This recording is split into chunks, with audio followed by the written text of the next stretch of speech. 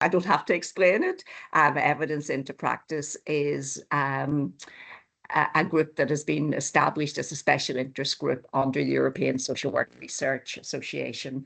And all I'm going to do is just invite Cresta to also say hello, because Cresta is the other co-convener. Yeah. Hi, I'm Krista. I'm from Copenhagen, from University College Copenhagen, and yeah, I'm pleased to be a co-convener together with Anne on this special interest group, and very exciting about this speech today. Absolutely. And we're not really going to hog any more of the time, because the most important thing is that actually we hear from our speakers. We hear from Nick and we hear from Mike. We'll add a little bit more about not for the conference, about the special interest group, as I'll put it into the chat line. But Nick and Mike, can I just say welcome to you? But I'm immediately going to hand over to Sagata, who will do the formal chairing of today. And we're really all looking forward to this session. Thank you very much. Thank you very much. Thank you both for coming along to do it. And Lisa is the only one I see. And Janet, sorry, these are colleagues from Northern Ireland, so we'll just say hello. We're kind of maybe welcome people when we were waiting for people to come. So that's me finished for now, Sagata. You'll be happy to know, and you get on with the session. Great, thanks, Anne. Today's session is going to be in two parts. In the first part, Nick is going to introduce the most significant change method, followed by that takes about 20 minutes, and then there'll be about 10 minutes of questions and answers. And Nick will be followed by Michael with another 20 minutes on the findings from his doctoral evaluation of most significant change, and then we'll have a few questions. We may run about 5 minutes over time, but I hope that's okay with all of you. And before I hand over the mic to Nick, let me just give a brief description of our two speakers today. So Nick is a registered social worker and research and practice development officer in Swansea University, where he coordinates the Developing Evidence Enriched Practice program. The focus of his work is a co-production approach to using diverse types of evidence in learning and development using story and dialogue methods. And Nick has spent many years in practice and planning in social care services and is passionate about supporting a shift from process-driven to relationship-centered practice. So that was Nick. And now on to Michael Gray. Michael is the Statutory Director for Social Services, Housing and Public Protection in Pembrokeshire County Council. He has worked in local government for most of his career and has recently completed a professional doctorate through Swansea University, where he explored the strategic utility of the most significant change technique across Welsh health and care systems. So welcome to you both, Nick and Michael. Thank you. And over to you, Nick. Okay, so I'm going to introduce some of the basic principles that underpin most significant change and then talk through the cycle. It's very simple, but not simplistic method really, but hopefully I'll capture that in 20 minutes. So I'll get to share my slides. I've shared a couple of stories as well, because it's always the stories of what people are most interested in. So screen. I'll just bring the screen up.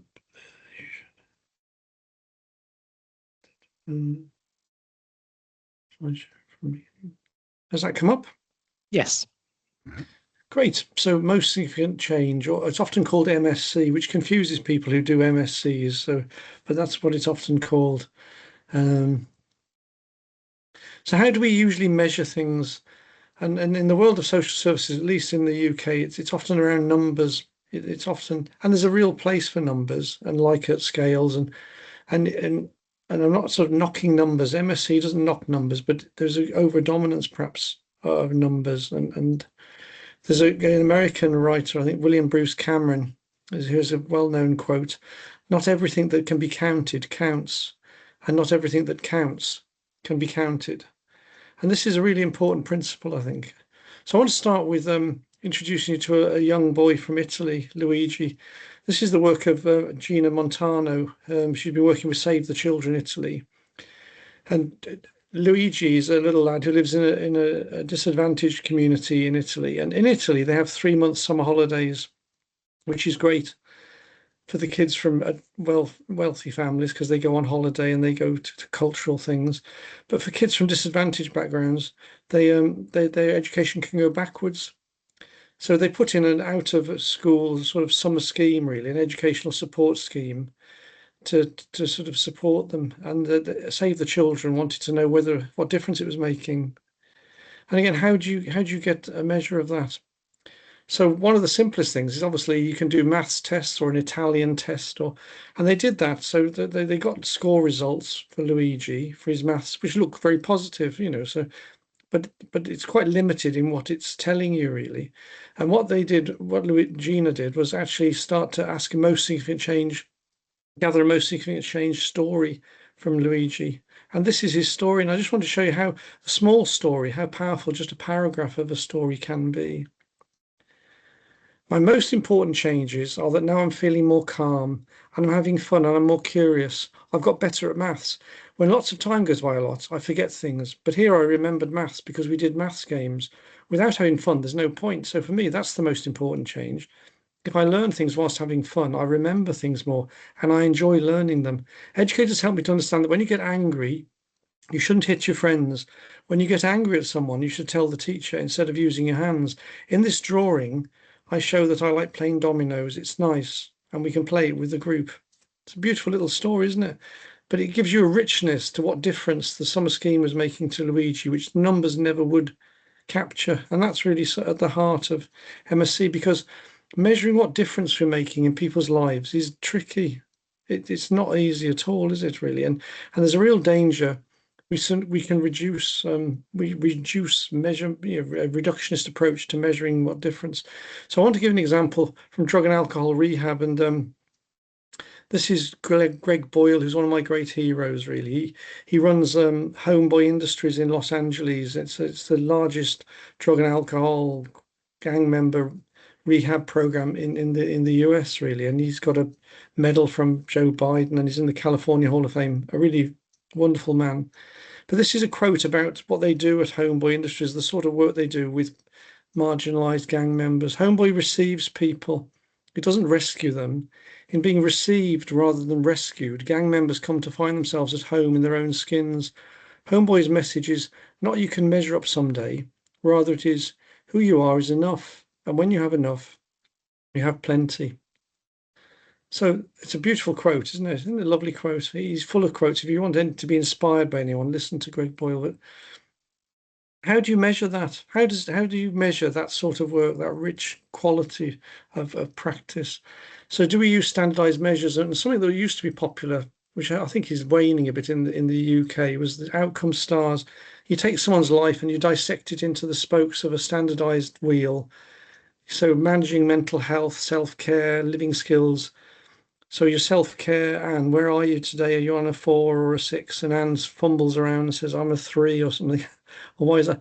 And there's a place for these for talking, but not for measuring, I think, because the danger is when you take something that's rich and complex and beautiful and tragic, like someone's life, and try to pull it to pieces, you lose the very thing you're trying to get a picture of. So the Bayeux Tapestry, you can see the story of the Bayeux Tapestry, but if you pull all of the threads of the Bayeux Tapestry out, you just end up with various shades of brown. And there's a real danger with reductionist measures that we lose the very thing we're trying to get a feel for, really. So I wanted to stop sharing there because I'll share another story now. I wanted to share a story from Recovery Cymru. This is a most significant change story. This is a drug and alcohol peer support organisation based in Cardiff, and you can look on their website. They've got a lovely selection of 24 MSc stories and the analysis, the way they talked and learned from the stories. But I just want to show you the story to show the richness, and it doesn't need to be long, most significant change stories. They're not case studies. So I'll just get this up. I'll share screen. So I should be able to, hang on, I've got to stop the PowerPoint.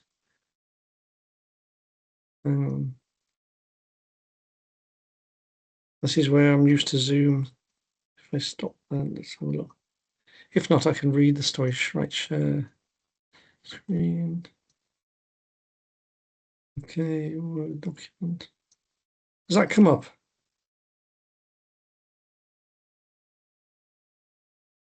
The The biggest change belief. Yes. Yeah. For most of my life, I didn't trust people. I thought everyone had an ulterior motive, that they wanted something from me, that they'd hurt me if I let them. That was just how I'd learned to survive. I was in and out of systems from the moment I was born: family services, the courts, alcohol and drug services, housing. I was a heroin addict at 13, in and out of prison, in and out of services. I used to say, I'll never do volunteering. Why would you do something for free? Then in 2017, I got out of jail. The same day, I overdosed. I hadn't engaged with services for a decade, but I knew I was going to die if I didn't change something. That's when an old friend, someone I'd been last seen smoking drugs in Cardiff prison, but now he was clean, doing well, actually happy. I looked at him and thought, I want that. So I started volunteering. I threw myself into peer work, giving 40 hours a week to Cavdas. They trusted me. You know what you're doing, don't fuck it up. And people stuck their necks out for me saying, he's good, he's growing. But I avoided getting a job for a long time. I didn't think I could do it. When a job came up, my mentor told me it was perfect for me. I listed all the reasons I couldn't apply, and he just said, we all feel like that. Every day we come to work, we feel like that. It's called the imposter syndrome. I ignored the application for weeks. Then last minute, I sat down, filled it out and sent it off. I got the job and I thought, right, everything's going to change now. And it did. And now I work for the EiPSIG Trust. I'm learning things I never thought I'd learn: how to manage money, how to have a bank account, how to live like a normal adult. I've never had stability before. Now I don't have to worry about someone screwing me over. But the biggest change, belief. For the first time in my life, I believe in people. I don't assume the worst anymore. I've built friendships with people I trust completely. I've seen people come through services broken and come out the other side. I've supported people who thought they had no future, and now they're back in work, back with their families, actually living again. Peer support showed me that people want to get better. They just need the chance, the space, someone to believe in them. That's what's changed for me. Someone believed in me, and now I get to do that for others. So that's one form of an MSc story, but it's beautiful, isn't it? So, and you couldn't put that, it'd be vulgar to try and put that into an outcome star or reduce it to a set of numbers, wouldn't it? Yeah. So I'll just press on and a few more slides. So share screen. I'm going to close that.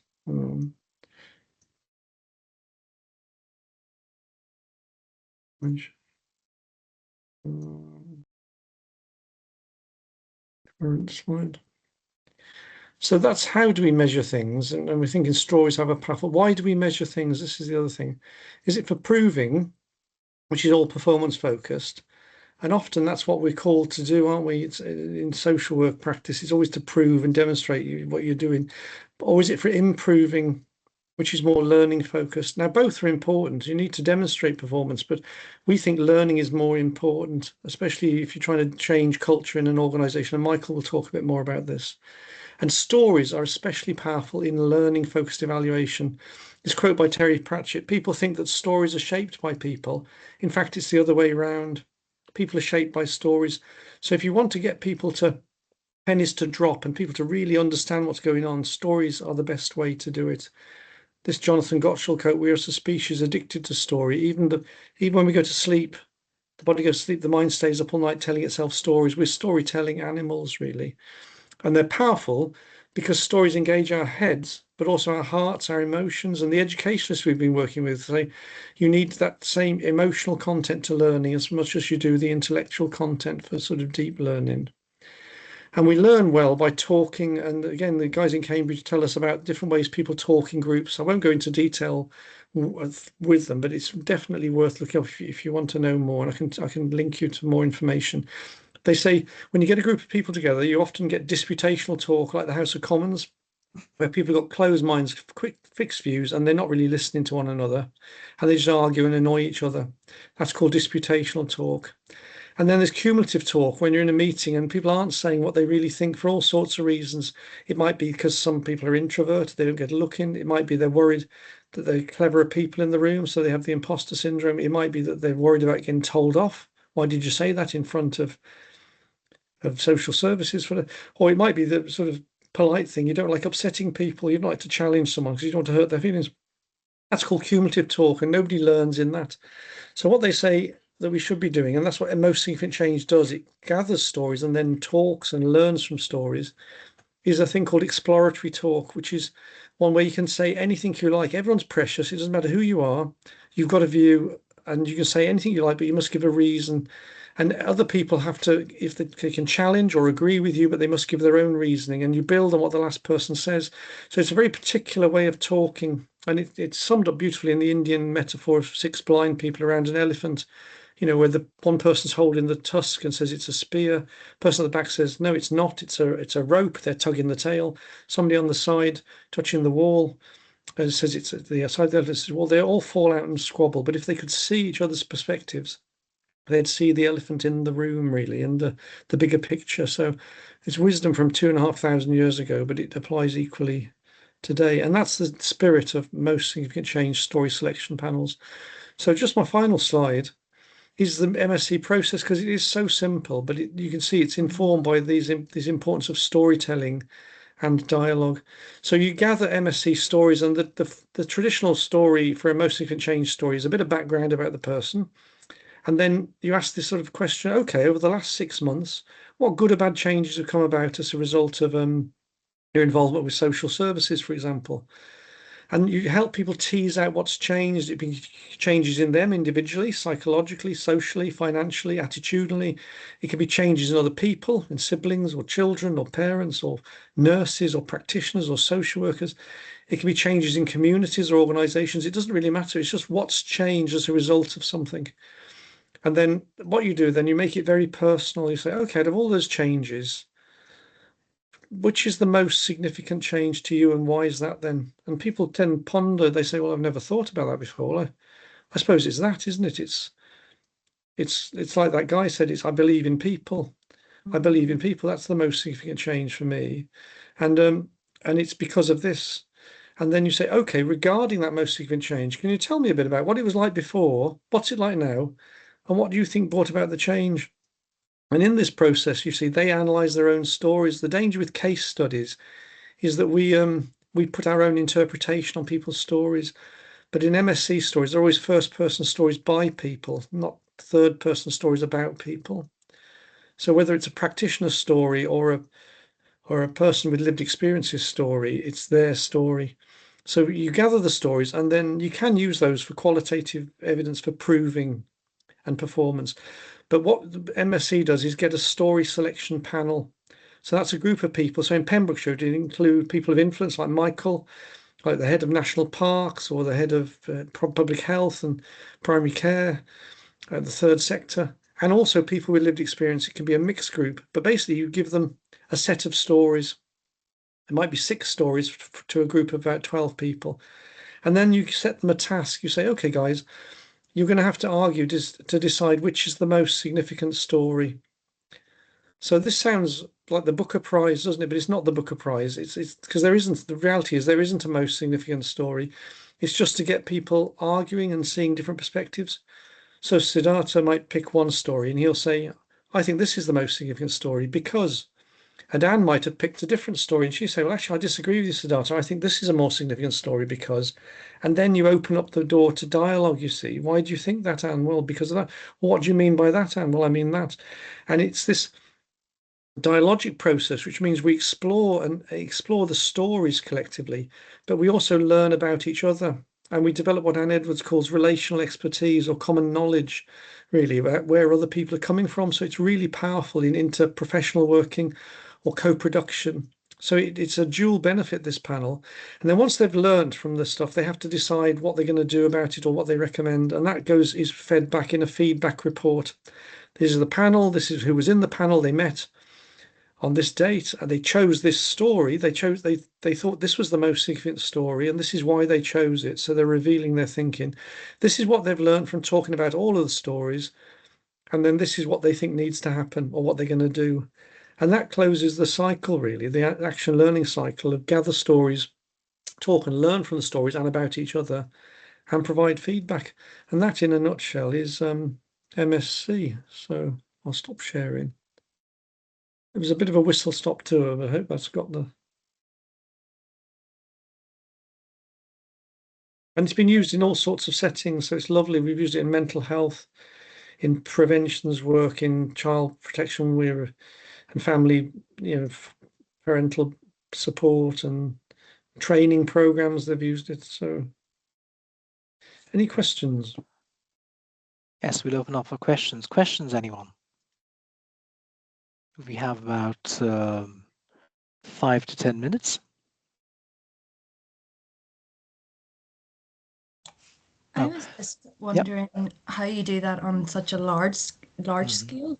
Because obviously, like, if you're going through like thousands of stories, like, how do you manage that? Yeah, it isn't, because it's definitely not a method to be standalone. It's not designed as a standalone method. So, to give an example, there was a big program of training in Gwent, and it was called Connect 5 training, and it was around what we have in the UK, something called 5 Ways to Wellbeing. They're sort of key things to support people's well-being. And the Connect 5 program was a simple training program for ambulance drivers, policemen, housing officers, anybody really who was just about supporting well-being.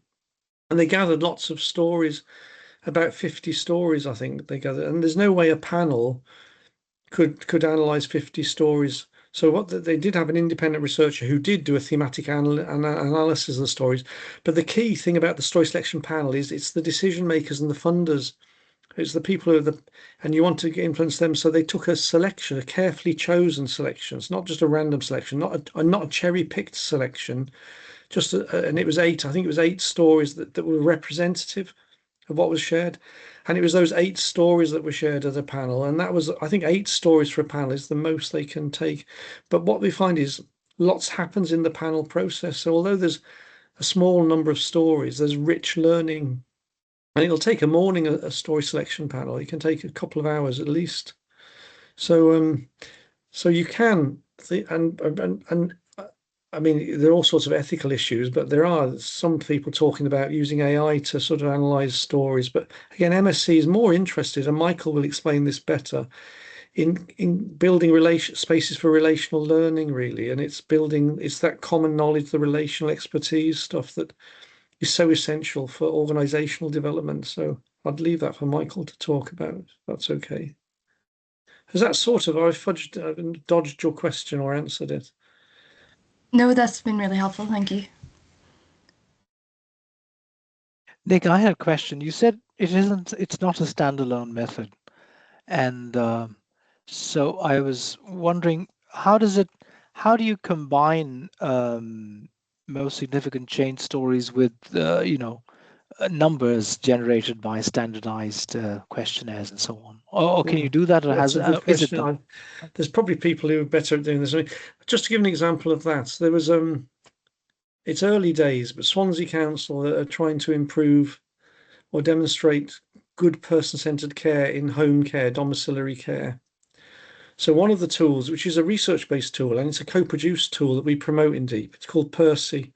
It's been used in Sweden, actually. It's a survey of person-centered care, and it covers the 3 domains of person-centered care, which is see the person, give people voice and control, and provide caring reciprocal relationships, really. So it's a little 12-point survey.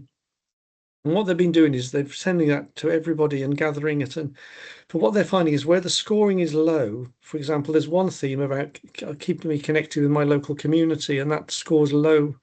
Not surprisingly with home care, but it scores low. And then using that to drill down and then perhaps gather some stories.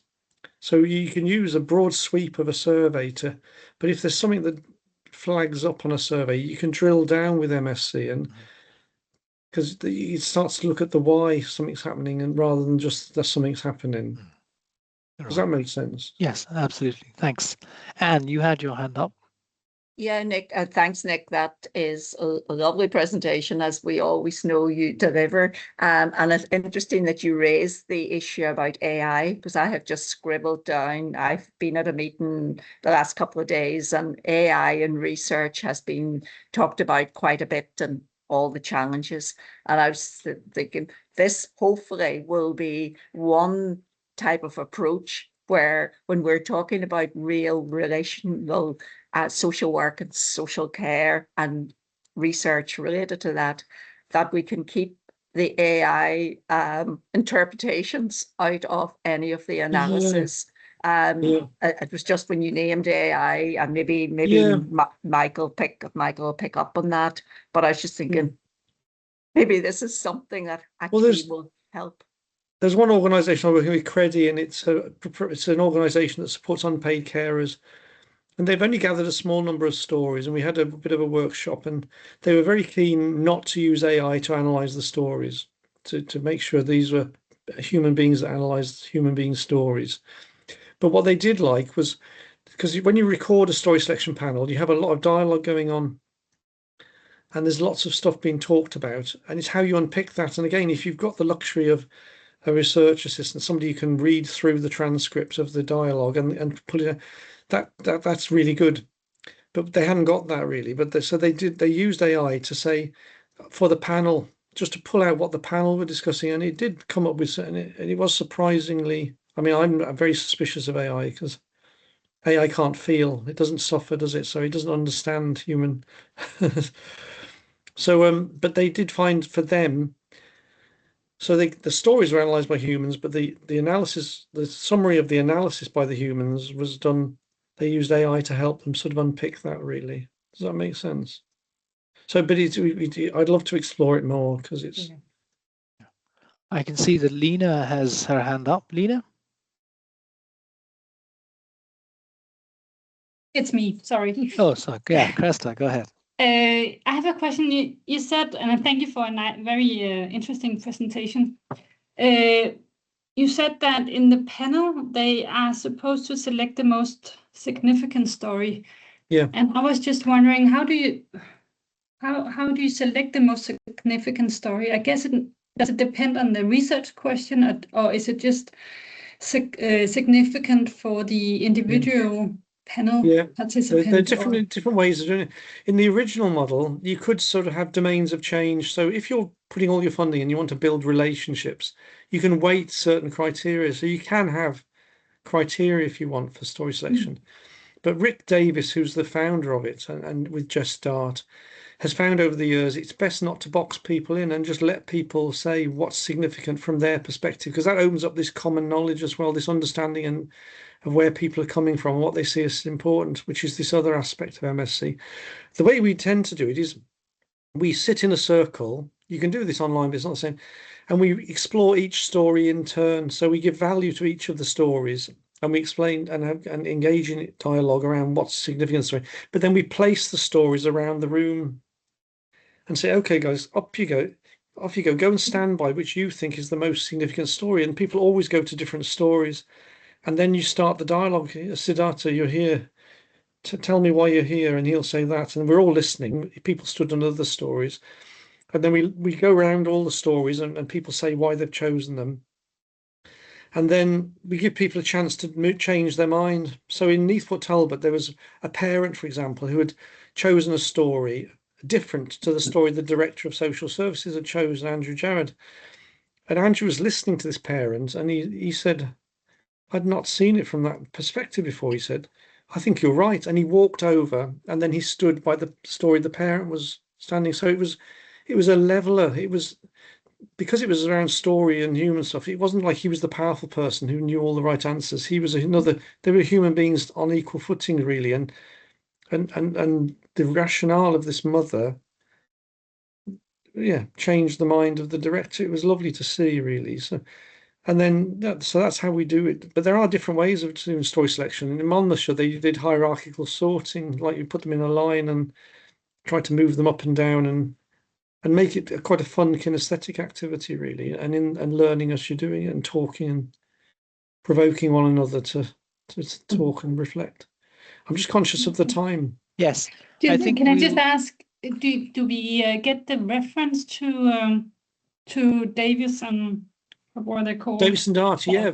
Yeah. The handbook is free to download, so I can send that. And there's a blog that there's a couple of blogs. One I did with Oracy Cambridge and one with Social Care Wales. And then there's a film of people who are using MSc, they came together. Michael was involved in that in the Botanic Gardens. And then we've got a podcast I did with Imogen Blood as well, so we'll send all those links afterwards. Yeah. Perfect. Thanks. But there are people across Europe using it. So again, Great.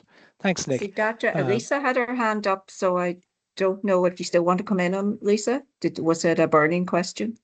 No, it's maybe Michael's going to pick up on it, Nick, because I love your work and tried it myself. I love your but I work, was just Lisa. Oh, thanks. It's mutual. But I was just interested in, because there's something quite skilled about navigating these kind of conversations, especially in spaces where people aren't used to having them. So kind of the skills of the people who will be doing this kind of thing, if you found that a challenge, or are the people who do this tend to be inclined towards this kind of way of being? Again, social workers should be good at talking with people and groups of people, shouldn't they? I think for social workers, it should come naturally, really, because it's part of your training, isn't it? So it should be, unless you're a procedural social worker who ticks the boxes. But hopefully all of the. So we in Pembrokeshire, Michael can talk a bit about more. They've got a designated person now to do some work with MSC, which is good. Michael will explain this, I think. Yeah. So, but I found the most important thing is to go through, put the elephant up on the wall, go through the ground rules. And then as a facilitator, you just make sure people are keeping to the ground rules. But people are clear when they go into the conversation about the way they're going to talk and think together. They're not just having a chit chat. So there is something around preparing. So before we do the panel, we always do a few slides and warm up about them understanding the nature of exploratory talk. Right. All right. Thank you so much, Nick. Michael, over to you. Thank you very much. I will just try and share the slides first of all.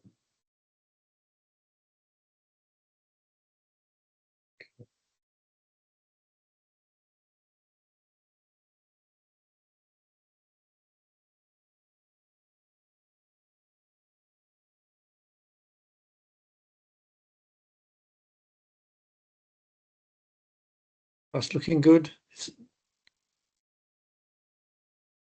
Yep, that's spot on, Michael. Yes. Lovely. Thank you.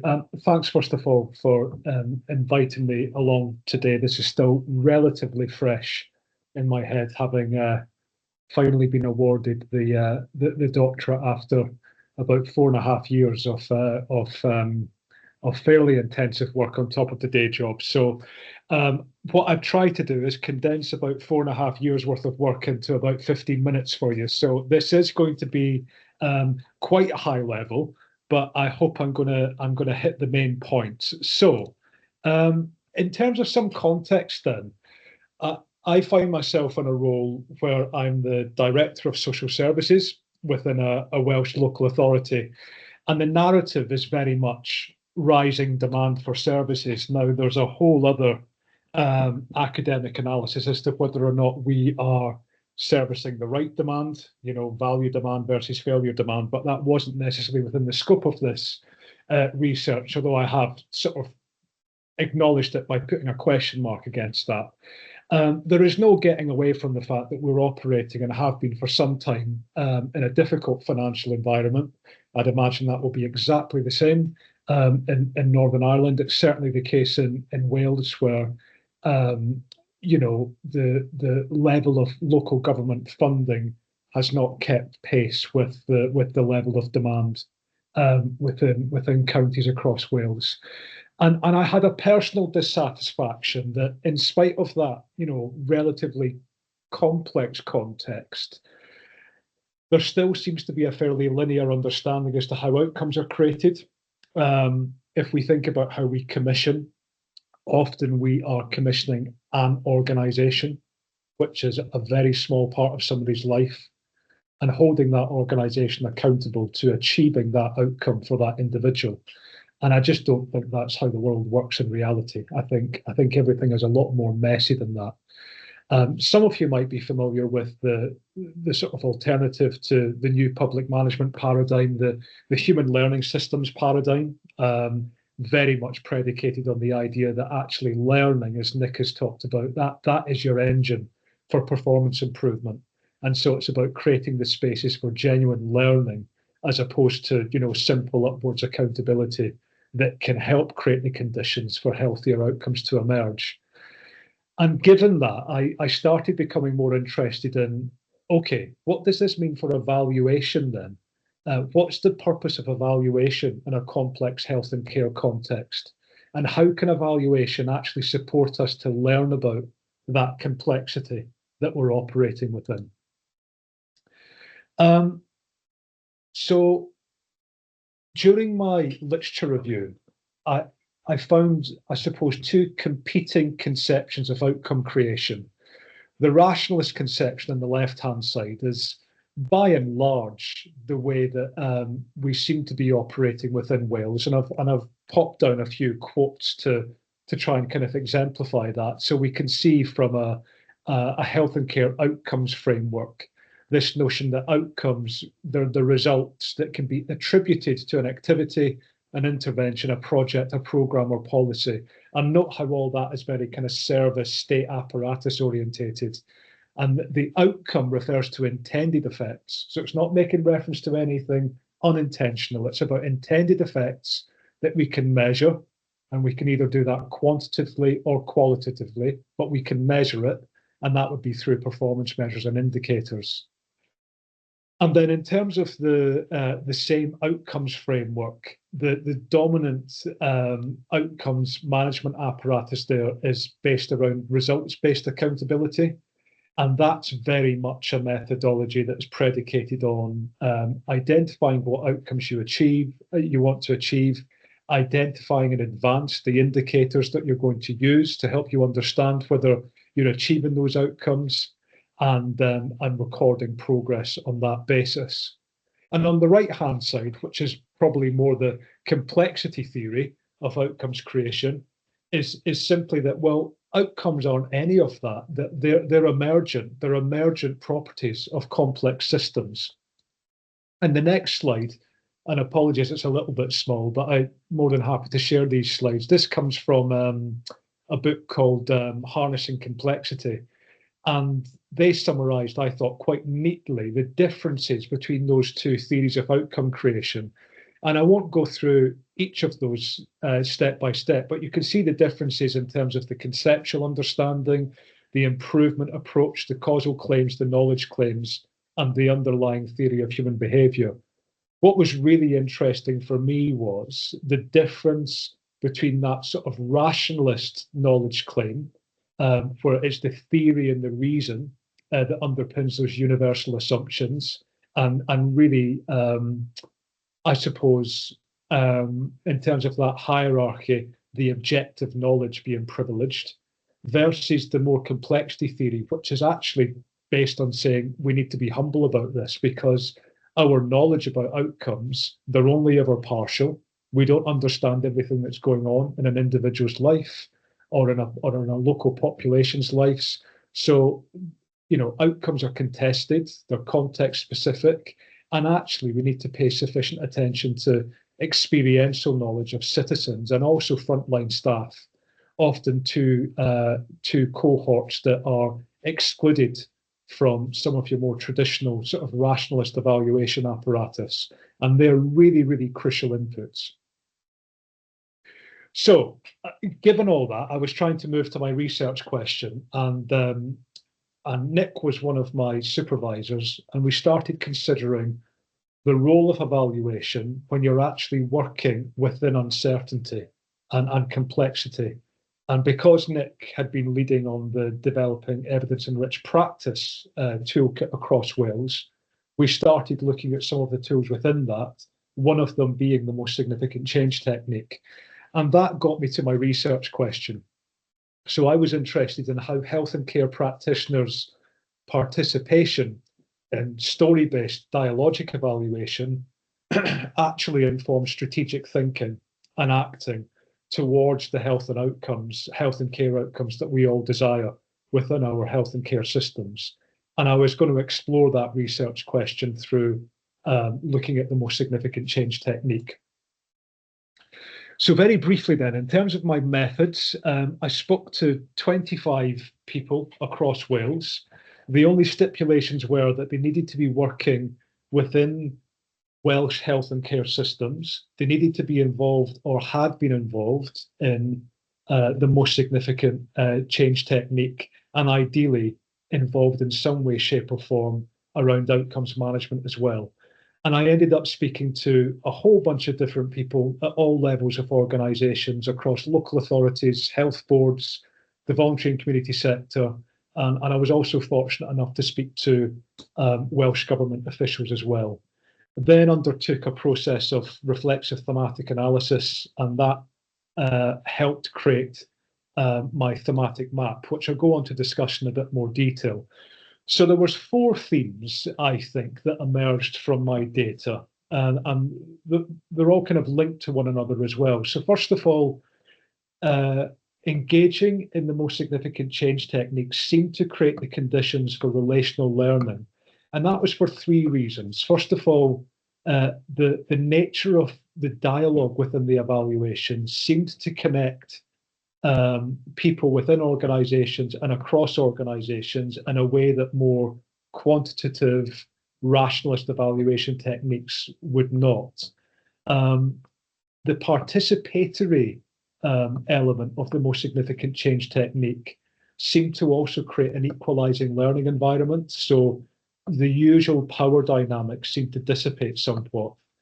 And then there was also a real emotional impact on individuals when they were engaging in story selection panels, because as Nick said, when you hear a story delivered in first person, often delivered by the individual themselves, that is a real emotional experience.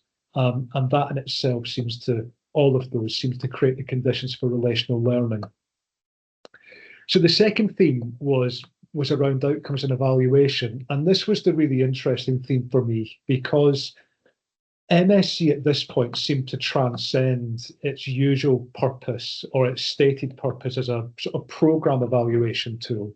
It became a complexity embracing routine in its own right. And that's because it seemed to enable an ongoing sense of analytical capability through the deliberation and the interpretation and the discussion around the stories. It gave people a greater awareness of the complex environments in which they were operating within. And crucially, MSc, by its very nature, was not something summative. It didn't happen after an intervention. It was part of the intervention in its own right, because people were picking up stories as they went along. They weren't waiting for a project or a program to finish to then identify whether it had achieved impact or not. The most significant change techniques seemed to be there from the beginning of the project or the program. Moving on to the third theme then, and staying on the on that wider theme of outcomes and evaluation, I mentioned that it increased complexity awareness. That in turn seemed to expose that tension between those 2 different outcome creation paradigms that I mentioned previously. So people became wiser to the constraints that they were working within through a sort of rationalist way of working. They became more articulate at challenging that rationalist paradigm. And despite the frustrations held by every single one of the participants that I spoke to, it did create a real desire to invest more time, more effort, more resource into more of that relational evaluative capacity within their own health and care systems.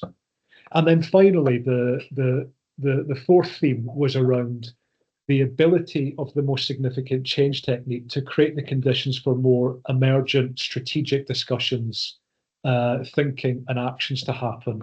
And that was because it seemed to create a safe space for people to reflect on practice with a no-blame culture, and as a result, aid some of that ongoing strategic thinking.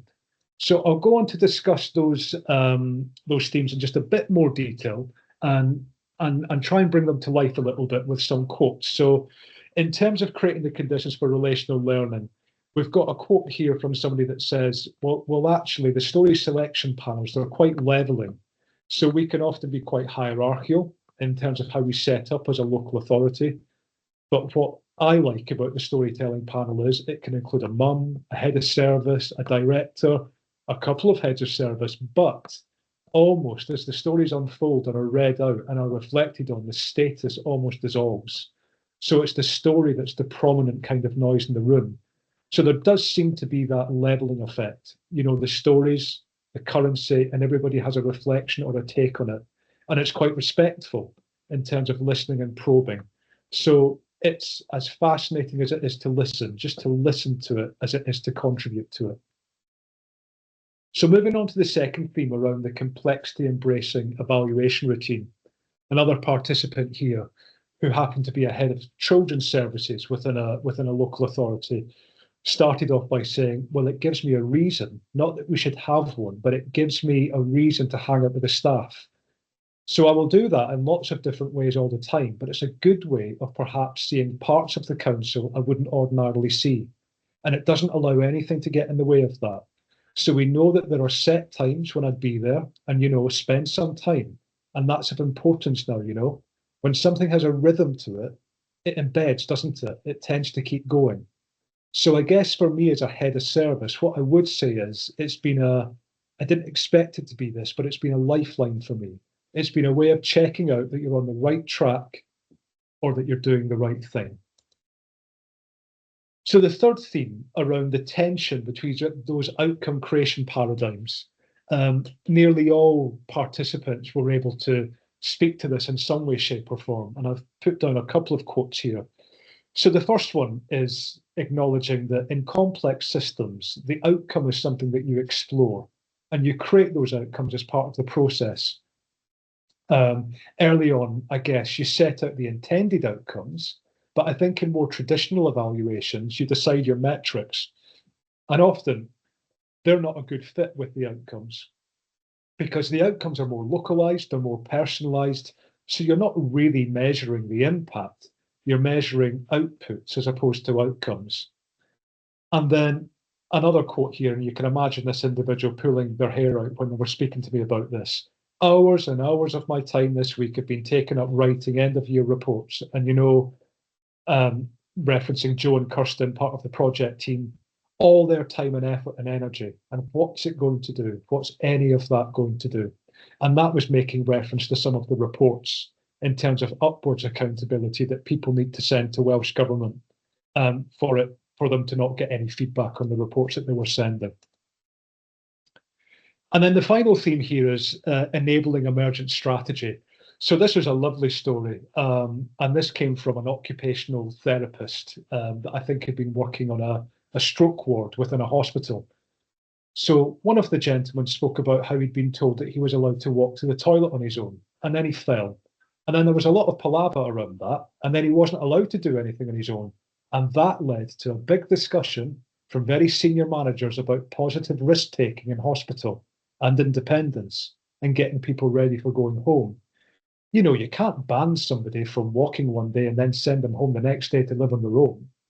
So there's a lot of discussion around wider than stroke about how risk averse the organisation is and how that's potentially limiting people's progress. And then they're in hospital longer. There was some really good conversation that came from it, it being the story selection panel. So if I was to summarise then, I think what I found is that the most significant change technique, it seemed to connect to people and between people on an emotional level. And that created some of the necessary conditions for more of that relational learning.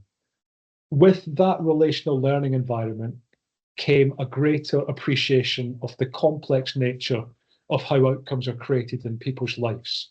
Also, it was seen as more as an evaluation tool, but as an organizational routine or a coordinative capability in its own right. It also, for many, seemed to expose the limitations of some of your more quantitatively driven forms of evaluation. And because people were emotionally invested in the process, it seemed to support more ongoing efforts to strike that balance between evaluation for learning and more rationalist evaluation for proving that Nick mentioned in his previous presentation. So very briefly, what did I think this meant in terms of implications for practice? Well, I think there is a real role for system leaders here within health and care systems. And first of all, creating the conditions for relational learning through stories. This stuff doesn't happen by chance. It needs coordination. It needs to be resourced accordingly as well. And there also needs to be a commitment to this at different scales of the system because the beauty of story selection panels is you can have various different people from different parts of an organisation at different levels of an organisation that can be deliberating on the same stories at the same time. Something really important as well about making sure that we've got the right conditions for emergent strategy development in place. And that means providing a space for reflective practice, but safe reflective practice as well. And I think there's also a role here for leaders in investing time in resolving that tension between the data for proving and data for learning, or at the very least trying to restrike that balance. And I think with some of those enabling factors in place, we give ourselves a better chance of establishing and embedding MSc as that ongoing coordinative capability within a health and care system. In terms of implications for Welsh government policy then, and this is just a quote that I've taken out of my thesis, I've suggested that officials that are charged with understanding the impact of the Regional Integration Fund, which is a key health and care fund within Wales, they may want to consider introducing regular national story selection panels, because that could help generate at a national level a better understanding of the impact of that fund and a more complexity-aware appreciation of some of the unforeseen ways in which outcomes are created in the lives of Welsh citizens. So, as I said, a very, very high-level overview. More than happy to take any questions, and my email address is there should anybody want to get in contact with me after this presentation as well. Thank you so much, Michael. That was a really inspiring presentation and very thought-provoking. We're open to take questions now from the audience.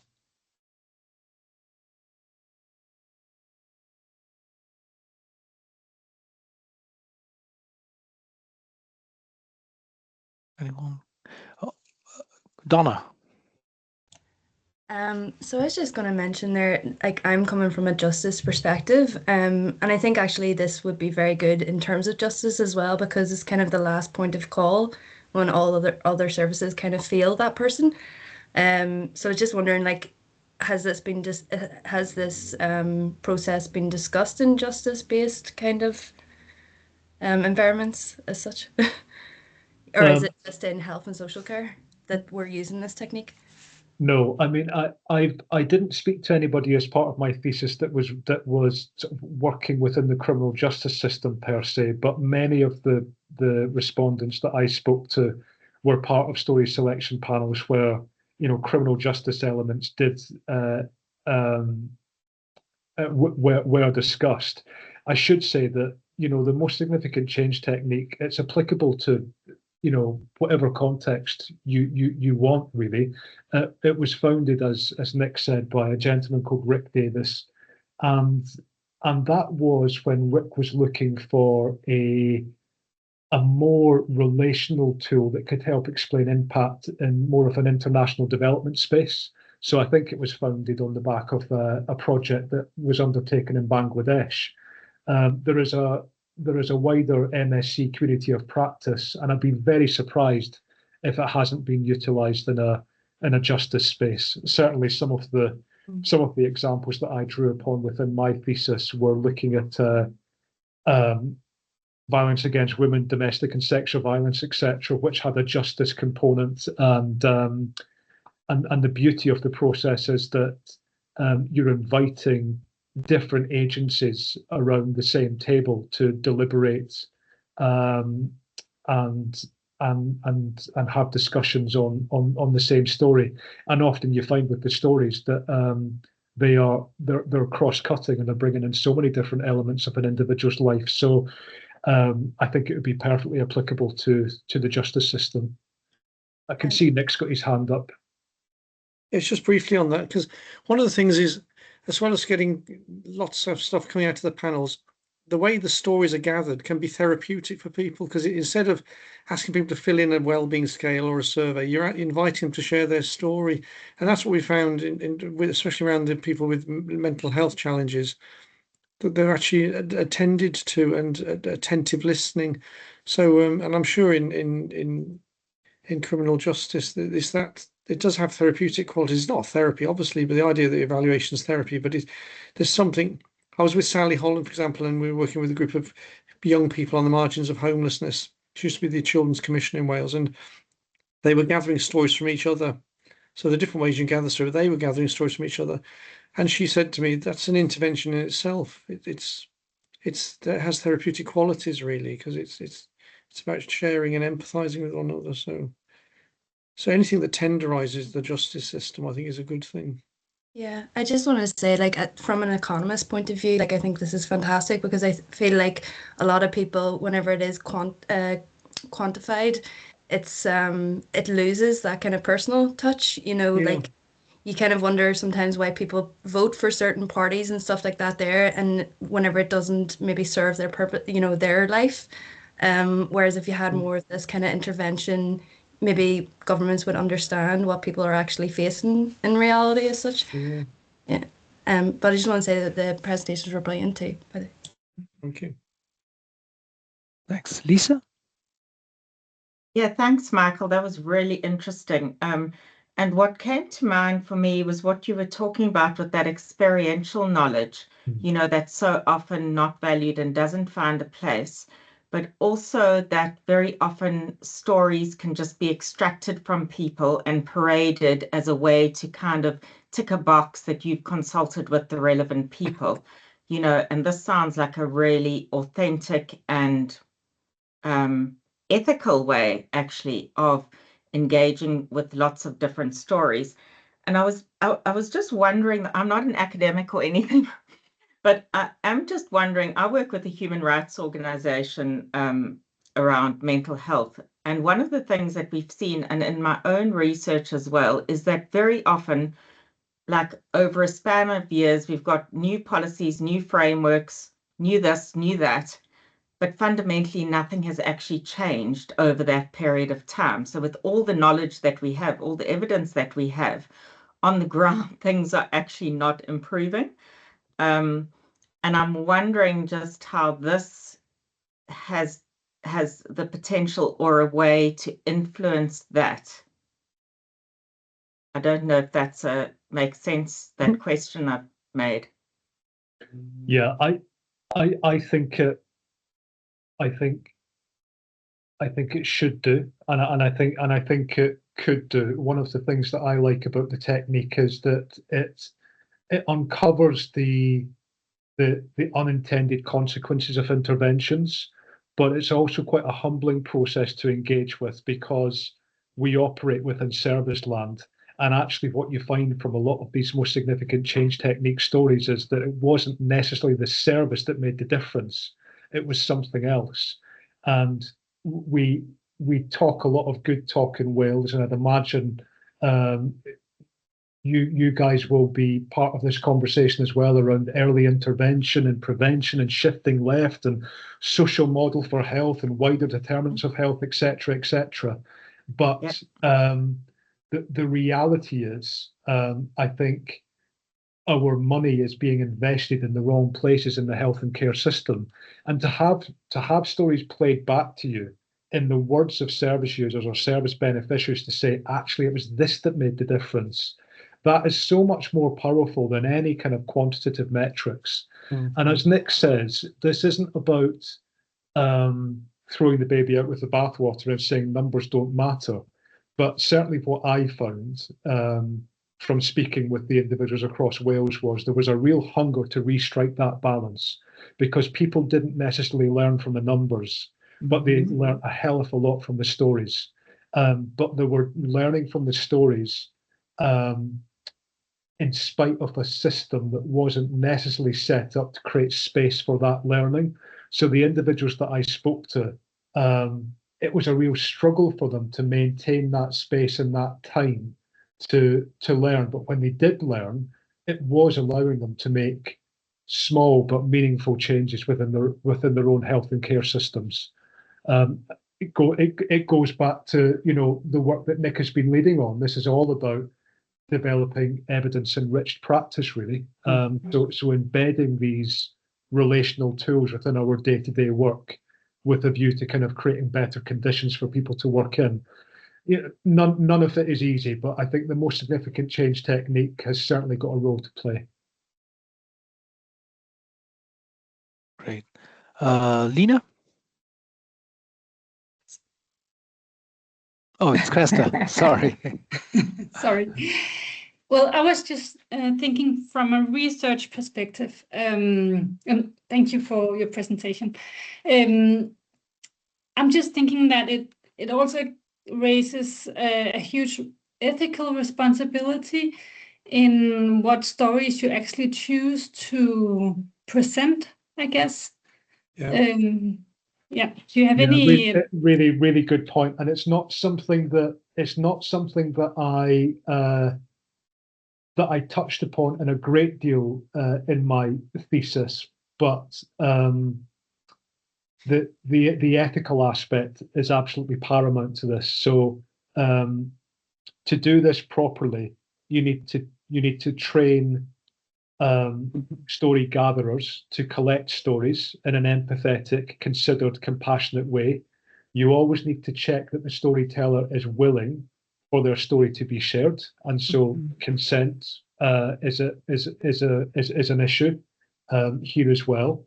And for some individuals, it might be therapeutic in its own right to just have that story recorded, and for that individual to keep that story for themselves, and they may not wish to consent to share that any further, and that's absolutely fine. And it comes back to Nick's point about this being a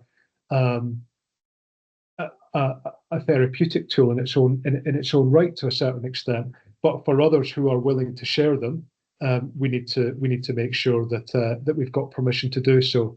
The other thing that we need to do, and certainly, I think we need to get better at this in my local authority, is make sure that we have the right feedback loop in place. Otherwise, there is a danger that this can become extractive, and that we've taken a story and senior leaders have deliberated upon it. And even if that has made for, better changes within a system, the storytellers need to know about that.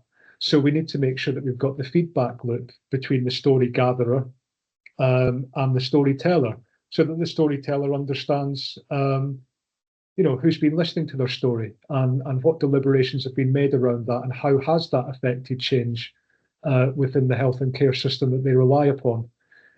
Ideally, you want to be in a position where the storyteller is imparting their story to the story selection panel in real time. But again, that takes a great deal of confidence, and not every storyteller wants to do that, especially given the fact that a lot of these stories are very exposing. And this is about the human condition, and it can be really, really vulnerable stuff that people are opening up about. So we need to, I think we need to be flexible according to the needs of the storyteller. But consent and that ethical approach needs to underpin all of that.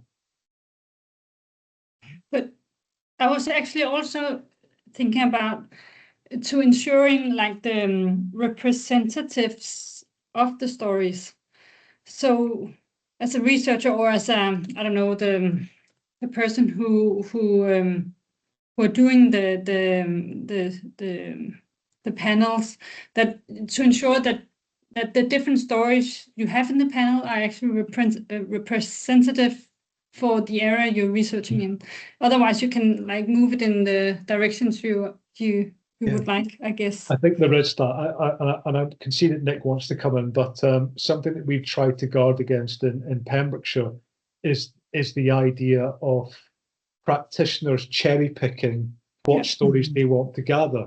And I think, interestingly, there was a reluctance among some respondents within my thesis, and I think this comes back to the sort of rationalist environment that they were used to operating within.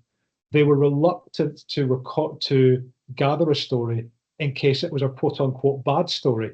But actually, most significant change doesn't differentiate between good stories and bad stories. Every story, there is learning potential within it. And you could argue that there's even more to learn from a story where something hasn't quite gone right, because that storyteller will tell you why, and you can determine what you might want to do differently next time within a story selection panel. But again, that takes bravery as a system, to be humble enough to appreciate that sometimes what you're commissioning or pumping money into doesn't quite have the intended impact that you wanted to. But you know, for those systems that I spoke to that had the maturity to acknowledge that, there was a lot of learning that could be taken from stories where things didn't go quite right. You can see Nick's got his hand up. It's only little things.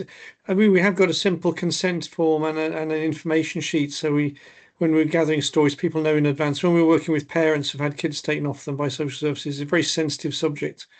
They were briefed in advance with an information sheet. The questions that were going to be asked of them were clear and spelt out. And we always, and also consent, levels of consent, because people might say you can share it here, but not there, and I don't want them. But we always say to people, the stories belong to the storytellers. So you can't do anything with the stories without the permission. So the ones I've shared today, they've consented, and I've got some we use for training, but I've had to go back to the storytellers and say, is it okay if I use your story with a bunch of social workers? And invariably people say yes, because people like to think if they can make people can learn from their stories. Again, it gives them a sense of significance, doesn't it? Not a lot of people we work with don't have much of a sense of significance that they matter. Mhm. Anne?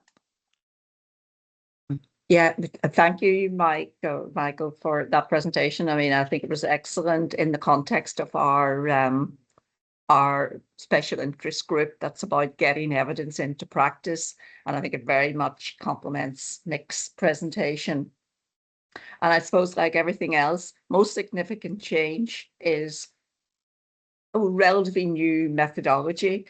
It's bound and subject to all the same, it will be bound and subject to all the accountability and the research, design, ethics, governance as other approaches. And in that kind of context, like I'm delighted to hear it within our evidence group, because we have left that kind of field quite broad in terms of what we mean by evidence. And Yeah. I think hearing what you've said today, our group's about a conversation. People listen and hear. Donna, I can hear Donna when she was speaking about this is something that she's now thinking about within the justice sector. Other people are, I'm sure, busy scribbling things down, thinking, how relevant is this? And honestly, this is really what we wanted within our interest group, to have these conversations. And I know, Nick, you talk a lot about conversations, but just the absolute value of questioning and asking questions about approaches like this before everybody kind of launches into, oh, we can all do that. So I think I just want to thank, and then so that I'll come back to that, but I want to thank both of you, but in the context of the work that we are actually trying to promote across this European network. And I'm just delighted, one last little thing, I'm just delighted that when you say a director of social services, a director is actually undertaking research. That puts out, I mean, honestly, that puts out such a that's a really powerful message even to portray. And it's very much about research leadership, but you've talked all the way through about the leveling that your leadership is also, and he's not even 30 yet. He's not even 30. He's not even 30, but I'm going to think it the other way. We talk about leadership right through the organizations, and people can be research leaders. So Michael will be that. Other practitioners, people with lived experience, this kind of an approach, I think, is that about leveling that, getting that research leadership as an important thing as well. So that was just something that I wanted to comment on, because it's nice when you get a director who's it is. It's rare, but it's pushing fantastic. research. Yeah. That's me finished. One last question from Lisa. Yeah, I guess it was more of a comment. I was just thinking, because one of the things we talk about with our research strategy is around equity, inclusion, diversity, that whole conversation, and being a service user myself, I know that, those of us who can speak up and be represented very often are left the system, because very often working in the system, people who are easy to listen to, easy to hear, kind of toe the party line, are the ones who tend to be represented on co-production groups or whatever it might be. So we tend to have the same people coming through the system whose voices are being, and that doesn't, that's not that's not true evidence. It's a bit like with domestic violence, say. If you're taking the stories of 10 women, it's one thing, but when you've gathered a number of, that is the evidence that we know from, and that's the larger scale kind of study. So I think this has a very valuable place in terms of what we're trying to do, looking at more marginalized groups, and certainly in mental health, that's one area, because our knowledge is not trustworthy, if we're thinking about knowledge. And like you say, Nick, with moms who've been involved in social services or whatever. So I could see that this has a really valuable role in terms of actually hearing from people in a safe way, with absolute consent, all those ethical things that you were talking about. Yeah, really good. Thank you. There is some work around using creative methods, because some people don't want to tell a verbal story. They might, and funny enough, there's an organisation called People Speak Up in Carmarthenshire, and they've been combining people sharing their stories as stories. Some people as works of art, and there are different ways of, so people can portray and express themselves through different ways. And there is Imogen Blood in North England, and some of her colleagues are from an arts background, and they use some quite creative methods, participatory methods, to capture MSC stories in a different formats that suit different people. Right. If I can just come back in on that as well, Lisa, I completely agree. And I have said before that if this becomes tokenistic and engineered in the sense that you decide what stories you want your director to hear, it's just not going to work. No. And the health and care systems in Wales that seem to be progressing with this were the ones that were inviting stories that gave an opportunity to consider areas for development as well. And there was one key one that I've just found again from a child protection perspective. So this was a social worker, and she was reflecting on a more significant change story that from the mother's perspective, the storyteller, it was all about how doing social work protected the child but left her as a parent, and it actually heightened the risk to her because they hadn't thought carefully enough about how that mother needed to be protected from the male perpetrator that was still in the environs of that household. And the social worker, from a quantitative perspective, had done all the right things in terms of the child protection process. But when that story was played back to her, I'm just looking at the quote now, the child could have been harmed because they were in that situation. But taking the child out, the mother also loses some protection as well. It's just mind-boggling that we do things for the right reasons. Something catastrophic could have happened. So that was an example of a story that was really hard for that social worker to hear. But that social worker changed their practice because it was such a, it had such a strong, it had such a strong impact on her. Great, thanks. Carol? Thank you. Apologies for being late. Really enjoyed that presentation, Michael. Thank you. And it's just aligning with so many other things that I work in the Northern Trust in Northern Ireland, so it's just aligning with other things that we're looking at and thinking about. And I don't know whether this makes sense, but we're looking at retention methods for our frontline practitioners, because we know they become burned out and they move on. And when you were talking specifically about that CP case and things, I was thinking this sort of an approach would be so therapeutic for both the people who have gone in with good intentions, but maybe things have not worked out the way they had anticipated or hoped, and the service user who maybe doesn't feel listened to, and the DV side just is blowing my mind, because that's where we need to get so much better. So absolutely. Thanks for your presentation. In Wales. No, thank you. And I think for me, I went into this piece of research maybe somewhat naively thinking, right, I'm going to be looking at the efficacy of an evaluation tool. But very quickly, when I started speaking to people, nobody was really talking about it as an evaluation tool. It was so much more, and it was multifaceted. And yeah, I mean, Carol, there are people in Wales that are just simply using the MSc tool to aid reflective practice. And they're maybe just doing that at a story selection panel at a team level, and it's not going anywhere else. And that's okay. You know, people are using it how they want to use it.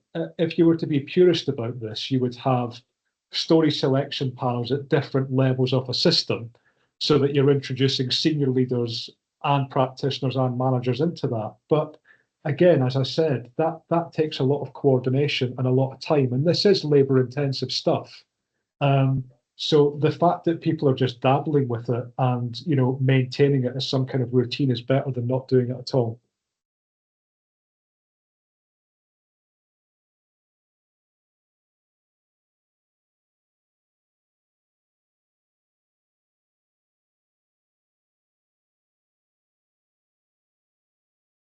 We are So- mute, Siddhartha. Sugata? Yes. One last question. Thank you so much for a really interesting presentation, Michael. You spoke about resource-strapped environments that there are almost never enough resources for social work, but it seems to me that this approach is pretty resource intensive. So, or have I misunderstood? And if it is, then how do you actually allocate resources to it? Yeah, because it has to be done properly. Yeah, well, in Pembrokeshire, we've been a little bit savvy. So we've got, there is a fund called the Regional Infrastructure Fund, which I mentioned in my presentation. And that, on the face of it, is designed to help drive transformation across health and care. Now, what has happened in reality is cash-strapped health boards and local authorities have leaped on that fund because it's a way to, through the back door, bolster core capacity. And so when you look at the reality of what's being delivered, some of it is quite innovative, but some of it is just recruiting two extra staff within sort of existing services that had ceased becoming a project a long time ago. We have tried to ring fence some of that fund for capacity building, if you like. So we've used about £30,000 or something to recruit to, albeit on a short-term contract, a most significant change coordinator. And that individual is responsible for, alongside another community organisation, training people to gather stories, making sure that they've got the story selection panel set up, promoting the MSc tool amongst different agencies across the county, and really just having that kind of coordination resource, so this doesn't just become something that's done on top of somebody's day job. Because the minute you bolt this on top of an already busy person's day job, it's the first thing that will go by the wayside, because we don't need to do this. You know, it's not a statutory obligation, but the benefits of doing it, I think suggests that we need to find ways that we can kind of sustain that. But you're right, it does take coordination, and that does take resource to keep it sustained. Right. Any more questions? No? There's one, Donna. Oh, yes, there is Donna. Sorry, I just wanted to make a wee comment just on, in terms of like, this would be actually quite good evaluation for people that like with neurodiversity, because I find like I'm autistic, so I find it very hard to like answer scale questions. And this seems like a lot more of a nicer approach in terms of like talking to people with autism or ADHD of their experience as such. Yeah. Wanted to make a wee comment about that. Sorry. I would really agree, important. and you know, certainly one of the individuals I spoke to as part of my thesis, she worked in a mental health recovery college, and actually individuals with sort of neurodiversity really appreciated this way of feeding back their experiences, because you almost stopped talking about, now we're going to do an evaluation tool, or now we're going to do a survey. It was more about, can I have a chat with you? And that comes back to that kind of relational component. Now, in the background, we are compiling these stories to to understand how we can make the system better. But in terms of that one-to-one interaction with the storyteller, you can frame it simply as, do you want to sit down and have a cup of tea with me and tell me about, what was most significant for you over the last 6 months? And that felt more engaging for a lot of those individuals that recovery college coordinator was speaking to. Yeah, because I just find like whenever you have the skills, like you're mostly nearly told kind of what to give for the number, which isn't really reflective of the person's experiences, so it's really interesting. Yeah. You're trying to standardize that which is not standard. The only thing you have in life is uniqueness, and Yes. All right. If there aren't, the time is almost 4:30 here in Copenhagen and 3:30, I think, in the UK. Yes. I just thank you both, Michael and Nick, for two Pleasure. really, it's a really pleasure. interesting Well, thank you for your presentations, interest. Yeah, and it's lovely to to meet. all of you in the audience for your very active participation. Thank you. And I'll send some links and yeah. Right. And the presentations, Nick, as well. Yes, And then we'll share them out. We'll share them wider and keep this conversation going. So again, thank you both. And thank you, Thanks so Samantha, much. as well. Thank you. Thank you. Thank you. Thank you. Bye-bye. Thank Bye-bye. you. Bye.